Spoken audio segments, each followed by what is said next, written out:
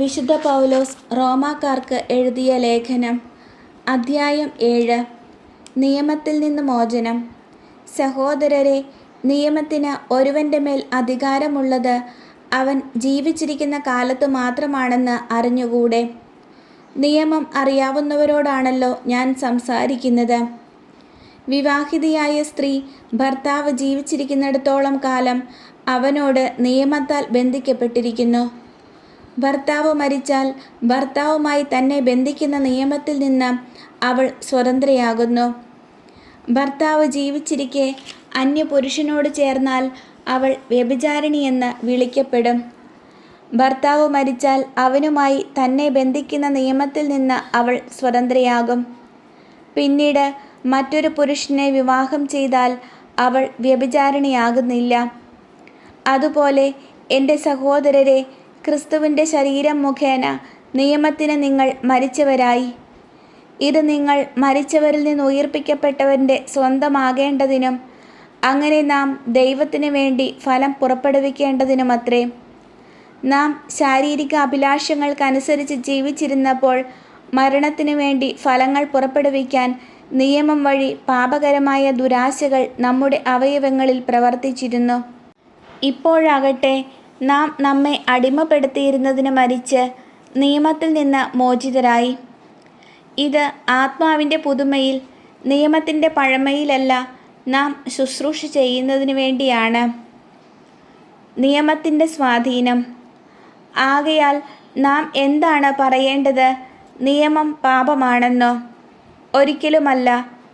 എങ്കിലും നിയമമില്ലായിരുന്നെങ്കിൽ ഞാൻ പാപമെന്തെന്ന് അറിയുമായിരുന്നില്ല. മോഹിക്കരുത് എന്ന് നിയമം അനുശാസിക്കാതിരുന്നെങ്കിൽ മോഹം എന്തെന്ന് ഞാൻ അറിയുമായിരുന്നില്ല. എന്നാൽ പ്രമാണം വഴി അവസരം കണ്ടെത്തി പാപം എല്ലാവിധ മോഹവും എന്നിൽ ജനിപ്പിച്ചു. നിയമത്തിൻ്റെ അഭാവത്തിൽ പാപം നിർജീവമാണ്.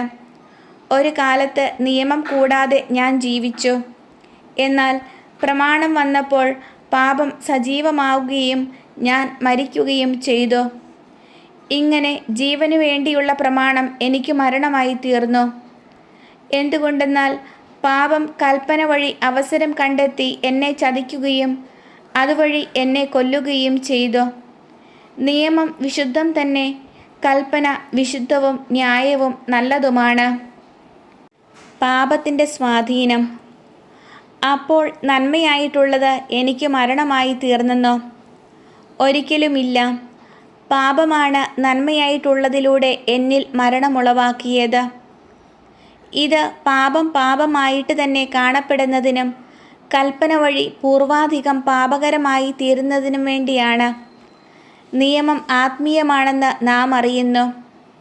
ഞാൻ പാപത്തിന് അടിമയായി വിൽക്കപ്പെട്ട ജഡികനാണ്. ഞാൻ ചെയ്യുന്ന പ്രവൃത്തികൾ തന്നെ എനിക്ക് മനസ്സിലാകുന്നില്ല.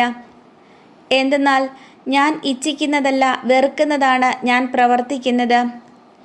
ഞാൻ ഇച്ഛിക്കാത്തത് പ്രവർത്തിക്കുന്നെങ്കിൽ നിയമം നല്ലതാണെന്ന് ഞാൻ സമ്മതിക്കുന്നു. എന്നാൽ ഇപ്പോൾ അങ്ങനെ പ്രവർത്തിക്കുന്നത് ഞാനല്ല, എന്നിൽ കുടികൊള്ളുന്ന പാപമാണ്. എന്നിൽ, അതായത് എൻ്റെ ശരീരത്തിൽ നന്മ വസിക്കുന്നില്ലെന്ന് ഞാൻ അറിയുന്നു. നന്മ ഇച്ഛിക്കാൻ എനിക്ക് സാധിക്കും, എന്നാൽ പ്രവർത്തിക്കാൻ സാധിക്കുന്നില്ല. ഇച്ഛിക്കുന്ന നന്മയല്ല, ഇച്ഛിക്കാത്ത തിന്മയാണ് ഞാൻ പ്രവർത്തിക്കുന്നത്. ഞാൻ ഇച്ഛിക്കാത്തത് ഞാൻ ചെയ്യുന്നുവെങ്കിൽ അത് ചെയ്യുന്നത് ഒരിക്കലും ഞാനല്ല, എന്നിൽ വസിക്കുന്ന പാപമാണ്. അങ്ങനെ നന്മ ചെയ്യാൻ ആഗ്രഹിക്കുന്ന എന്നിൽ തന്നെ തിന്മയുണ്ട് എന്നൊരു തത്വം ഞാൻ കാണുന്നു. എൻ്റെ അന്തരംഗത്തിൽ ഞാൻ ദൈവത്തിൻ്റെ നിയമമോർത്ത് ആഹ്ലാദിക്കുന്നു.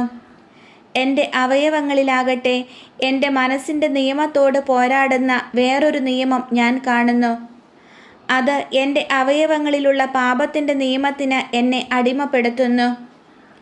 ഞാൻ ദുർഭകനായ മനുഷ്യൻ. മരണത്തിന് അധീനമായ ഈ ശരീരത്തിൽ നിന്ന് എന്നെ ആര് മോചിപ്പിക്കും? നമ്മുടെ കർത്താവായ യേശു ക്രിസ്തു വഴി ദൈവത്തിന് സ്തോത്രം.